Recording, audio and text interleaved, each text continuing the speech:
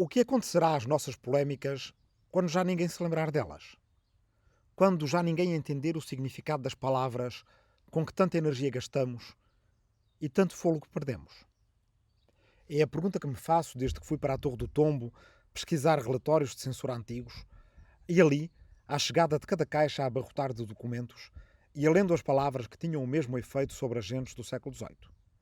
Esta é uma polémica probabilista, dizia um papel. Eles são jansenistas até aos ossos, dizia outro. Este livro transanda a pirronismo, dizia um terceiro.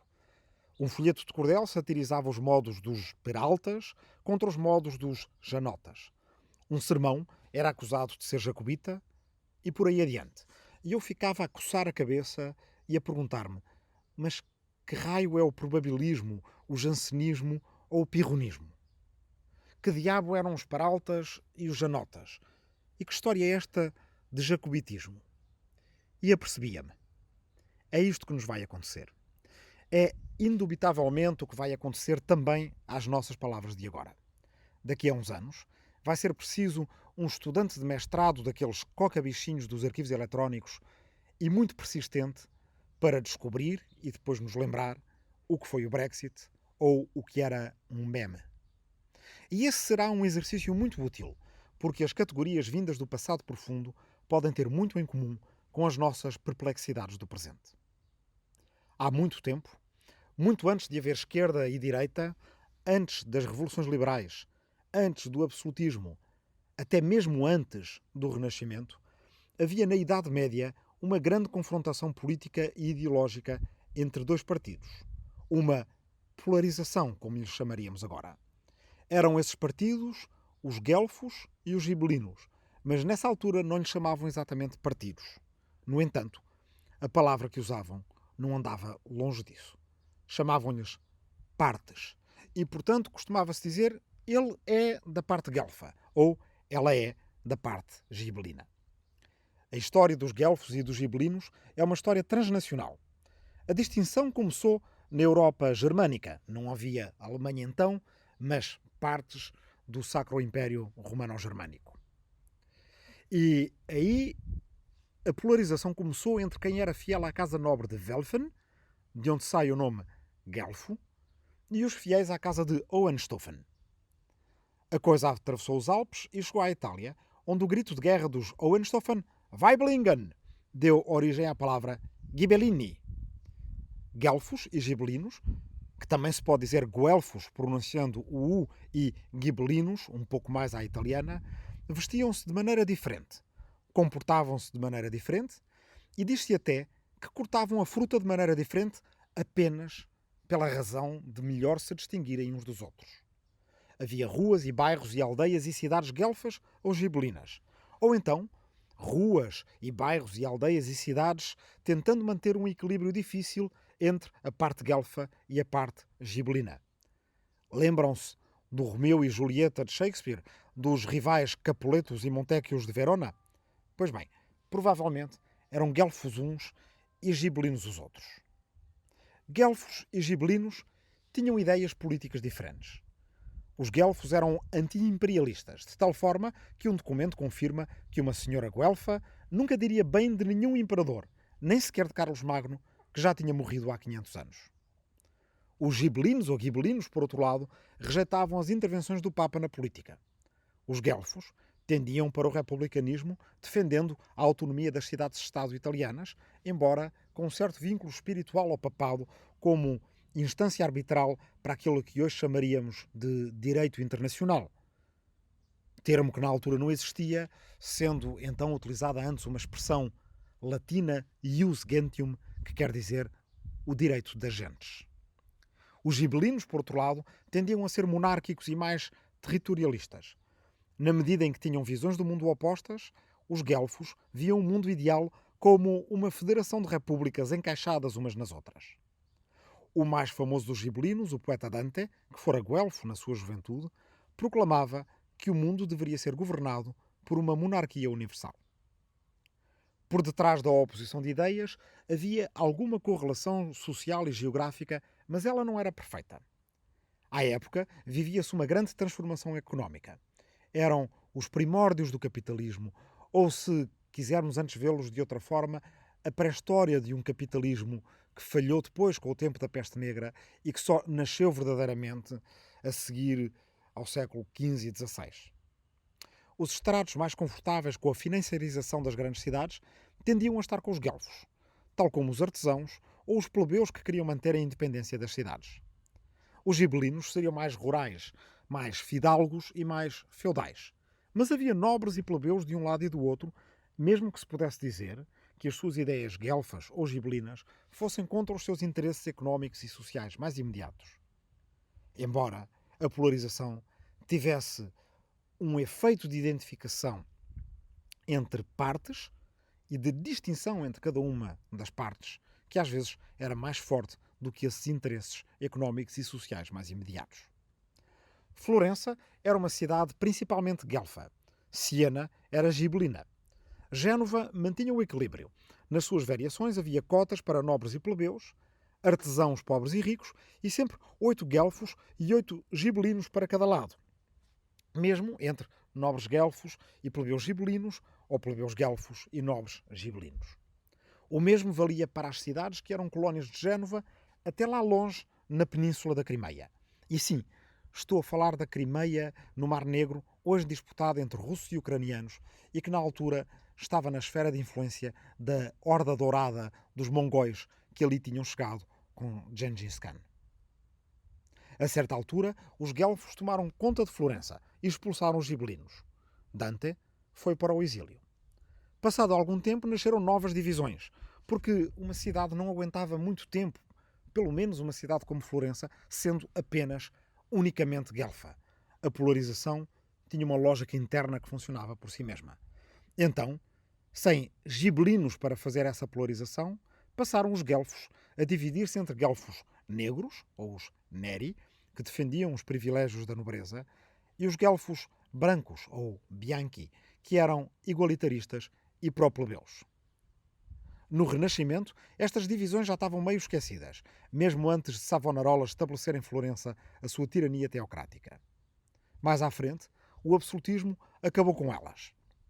Mas às vezes olho para as nossas polémicas e oposições entre Blue States e Red States nos Estados Unidos da América, entre Remainers e Leavers no Reino Unido, entre quem se sente à vontade com a globalização e os que desejam regressar ao nacionalismo, e penso: cá estão os nossos guelfos e gibelinos de agora. Os guelfos do nosso tempo são representados pelo arquipélago de cidades globais que vai de Londres a Nova Iorque e passa por Istambul. Aqueles que votaram contra Trump, contra o Brexit, contra o referendo presidencialista de Erdogan. Os gibelinos reagem ao descaso e à desconsideração a que consideram serem votados pelos guelfos, votando, por sua vez, em homens fortes para sacudir o sistema. Como é que isto acaba? Não sei. Quando alguém olhar para a nossa época daqui a 2 ou 3 ou até mais séculos, o que verá? Poderá então não entender facilmente os títulos que damos às nossas oposições políticas? Como provavelmente eu não entendo assim tão bem, ou não acerto assim tão bem, nas distinções entre estes partidos, ou clubes, ou tribos, ou polarizações políticas da Itália da Idade Média. Se tiver que explicar o que tiver aprendido sobre os nossos tempos, talvez um historiador do futuro use comparações que nos pareçam a nós absurdas para se fazer entender. Talvez lhe escapem algumas subtilezas que consideramos muito importantes. Mas, por outro lado, talvez veja mais claro algumas oposições que para nós se confundem com o ruído cotidiano. É por isso que o exercício de olhar para o nosso tempo como se já estivéssemos lá longe também nos pode ser útil, porque nos permite abstrair de tudo aquilo que nos distrai hoje em dia para nos focarmos apenas nas grandes diferenças estruturais. Ora, esse historiador ou historiadora, ou mesmo apenas um curioso do futuro que olhe para o nosso tempo, identificará certamente um fator crucial. É que o início do século XXI foi o tempo em que mais de metade da população mundial passou a viver em cidades. Foi um tempo cujas convulsões políticas foram muito marcadas por formas diferentes de entender e de viver a cidade. Se mergulhar nas fontes da nossa época, o nosso historiador futuro encontrará expressões incompreensíveis e nomes de políticos esquecidos. Poderá não entender o que significam, mas não terá dificuldade em perceber que houve uma oposição central que se revelou nesses confrontos. E às vezes, mesmo na nossa altura, chamaram essa oposição uma oposição entre rural e urbano. Embora, em meu entender, não seja bem uma oposição entre rural e urbano. É que há zonas urbanas que votaram ao lado de zonas rurais contra as metrópoles, e mais raro, mas existe também, há zonas rurais cujos estilos de vida, hábitos e cultura política se assemelham aos das maiores metrópoles. Nos Estados Unidos da América chamaram a esta dualidade uma oposição entre Estados azuis e Estados vermelhos. E claro que há grandes cidades nuns e no outros, embora haja mais cidades do lado dos Estados azuis e mais zonas rurais no lado dos Estados vermelhos. Uma grande diferença é que os Estados vermelhos têm uma grande contiguidade geográfica entre si. Aquilo a que nos Estados Unidos se chama de flyover states. Os Estados a que, com uma certa arrogância, os habitantes dos Estados azuis, das cidades costeiras, se referem como aqueles que servem para se voar por cima deles quando se viaja de Nova Iorque para Los Angeles.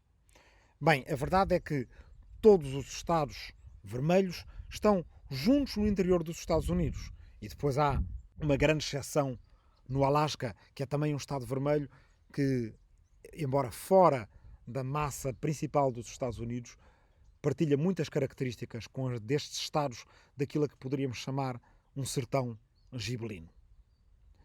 Na verdade, por outro lado, os Estados azuis não são um território definido, mas são mais um arquipélago, com uma série de enclaves ou ilhas, com espaços que parecem ter mais em comum com regiões semelhantes noutros continentes em todo o globo do que com os Estados vermelhos que os ladeiam. Ou seja, estando um habitante de Nova Iorque provavelmente mais à vontade com a mundovisão de Londres ou até de Lisboa do que com a mundovisão de alguns dos seus compatriotas do interior dos Estados Unidos. Um pouco da mesma forma que se costuma notar que todas as cidades portuárias têm coisas em comum entre si e às vezes coisas mais em comum entre si do que com as cidades não portuárias dos seus próprios países. No Reino Unido, o voto do Brexit, outra palavra do século XXI que o nosso observador do futuro terá de estudar para entender melhor, também opôs uma grande metrópole como Londres não só às zonas rurais, em Inglaterra e no país de Gales, mas ainda há regiões urbanas que perderam as suas indústrias e outras zonas rurais, na Escócia e na Irlanda do Norte. Ou seja, do lado do Brexit, há uma ex-cidade industrial como uma Coventry.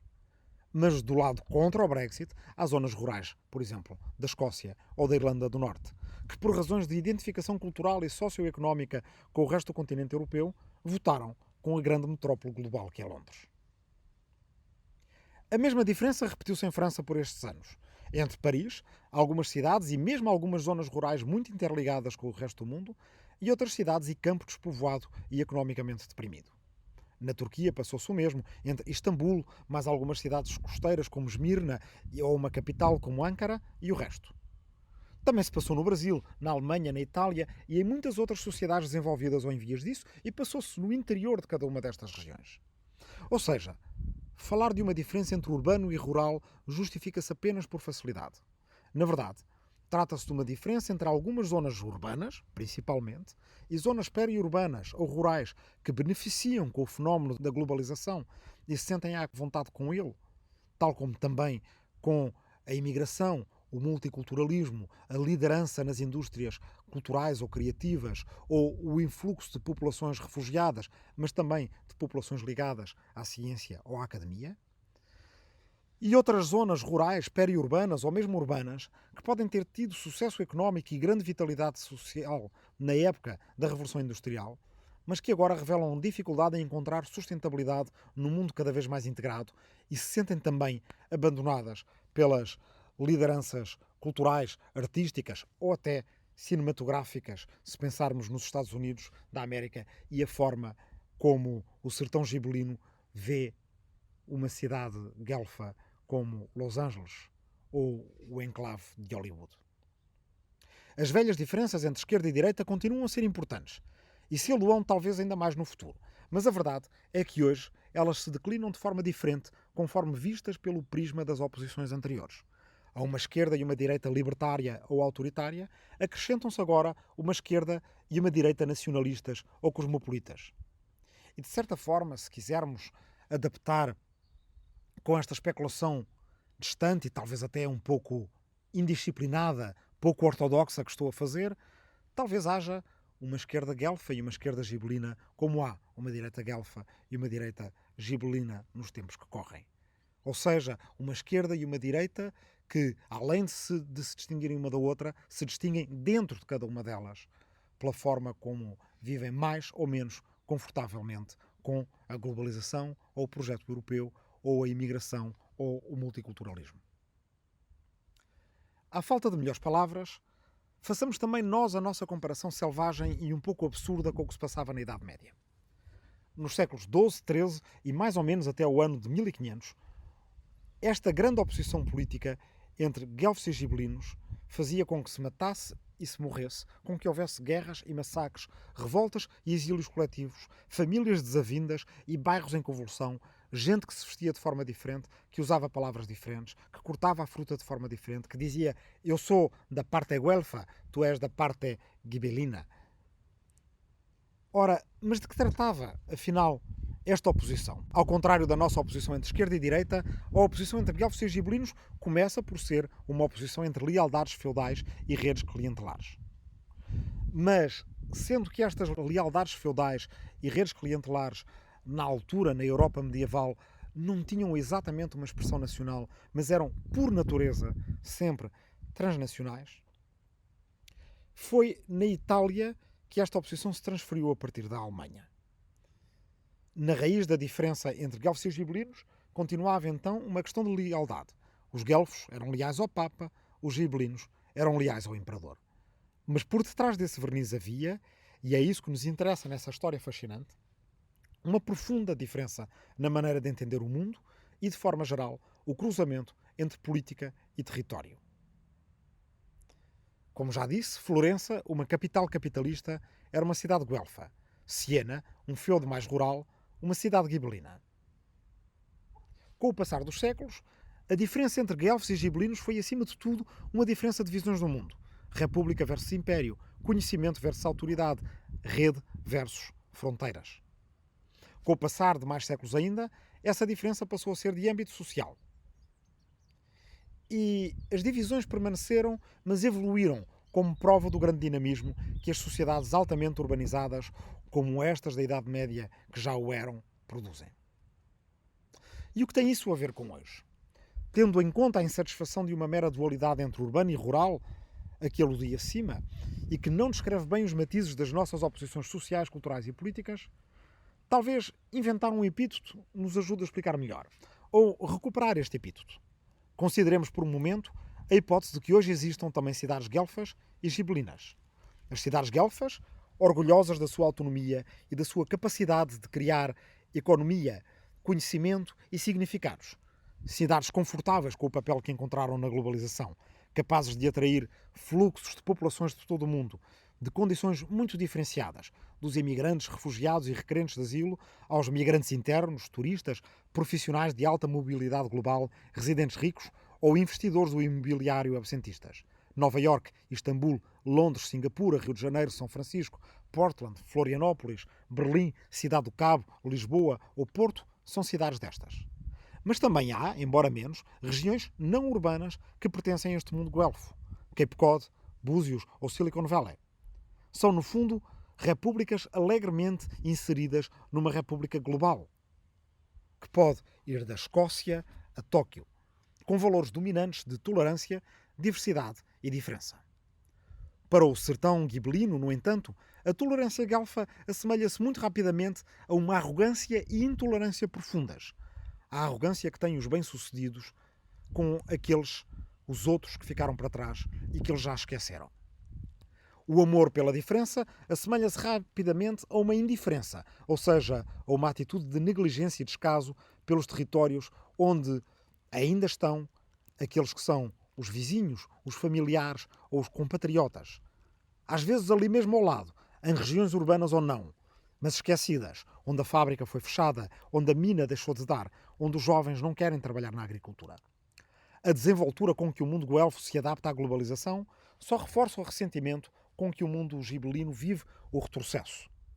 Muitas vezes, não só sem a ajuda dos seus vizinhos, mas mesmo com o desprezo ativo e altivo pelos valores mais compartimentados, mais territorializados, mais tradicionalistas dos gibelinos. Estes têm um compreensível orgulho nesses valores, porque até há pouco tempo eram esses valores que estruturavam as nações, que se transmitiam entre famílias, que organizavam solidariedades locais e corporativas. A facilidade e a felicidade com que os guelfos se desligam desses valores para se visitarem uns aos outros nas suas ilhas do arquipélago global, nem que para isso tenham que atravessar o mundo voando por cima do grande sertão gibelino, não pode deixar de ser interpretada pelos gibelinos como uma alienação.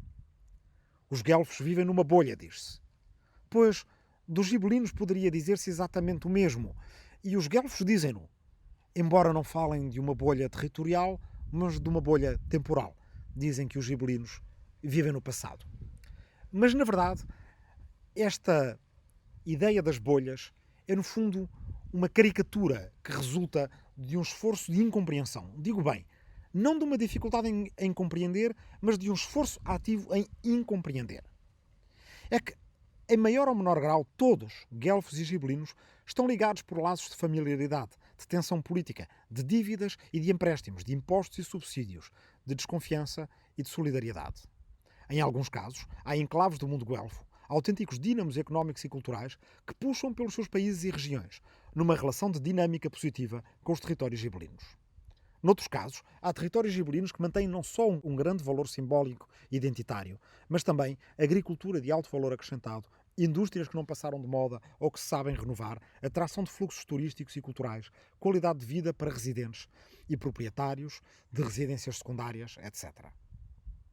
Ora, nos melhores casos, a polarização entre estes neo-guelfos e neo-gibelinos dos tempos presentes é produtora de avanço, de progresso, de novos sentidos, de novo dinamismo e criatividade nas nossas sociedades e pode funcionar como círculo virtuoso em que as regiões deste arquipélago guelfo e deste sertão gibelino se suportem e apoiam e alimentem respectivamente umas às outras. Alimentem literalmente de alimentos ou alimentem cultural e espiritualmente de sentidos. Mas, nos piores dos casos, os enclaves guelfos e o território gibelino à sua volta não se entendem nem se querem entender. Apenas se esforçam por combater e aniquilar. É aí que se passa da polarização construtiva à polarização destrutiva, em que cada compromisso é entendido como uma traição, em que cada reconhecimento da identidade do adversário é entendida como uma humilhação, em que cada pessoa que tenta ver os dois lados é entendida como um mole, um fraco, que não se quer posicionar e que tem que escolher um lado ou outro. Essa é a história que nós já conhecemos nos tempos que correm em muitos países.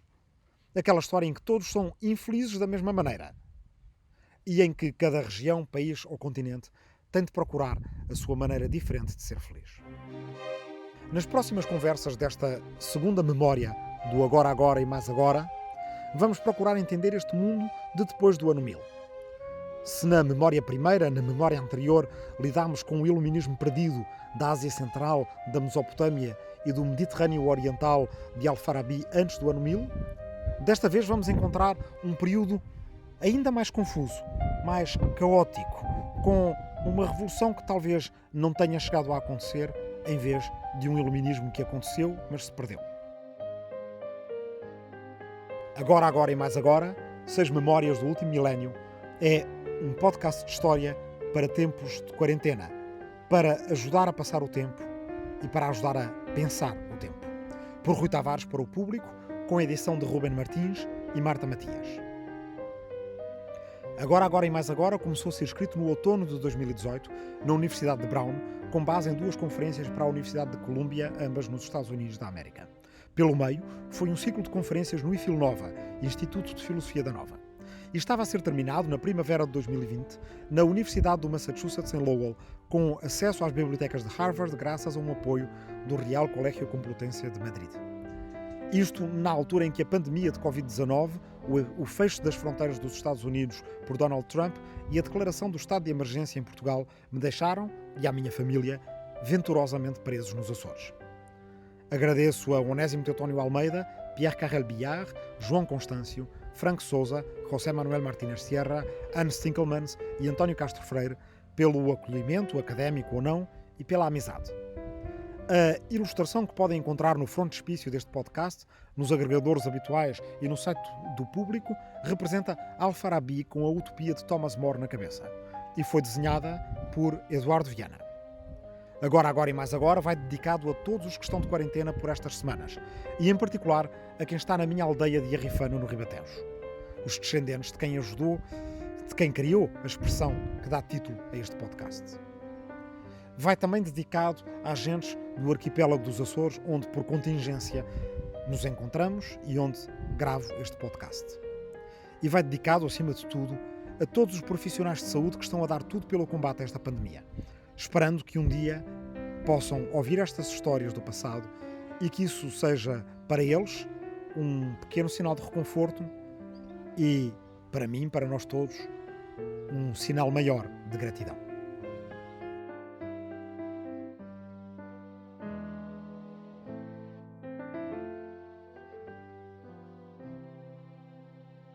O público fica no ouvido.